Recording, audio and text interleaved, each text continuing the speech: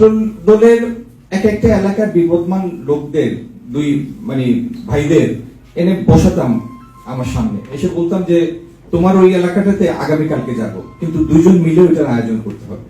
এই ছিল সিম্পল এক ফর্মুলা। দ্বিতীয় ফর্মুলা ছিল সিলেটের স্লোগান হতো আগে অমুক ভাই জিন্দাবাদ, তমুক ভাই জিন্দাবাদ, তমুক ভাই জিন্দাবাদ, যত ভাইরা ছিলেন সবার নামে একটা স্লোগান হতো। এইটা বাদ দিয়ে স্লোগান এসেছিল দুইজনের নামে, বেগম খালেদা জিয়া জিন্দাবাদ, তারেক রহমান জিন্দাবাদ।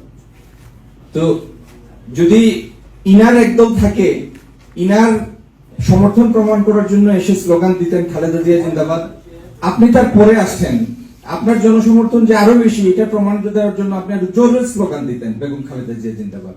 কিন্তু স্লোগান এই দুই নামেই হতো, তিন নামে কোনো হতো না। Simple formula, and it has worked out. আল্লাহর রহমতে অনেক চড়াই উতরাই আমরা পার হয়েছি, কিন্তু আমরা এক আছি এবং ইনশাল্লাহ এক থাকবো।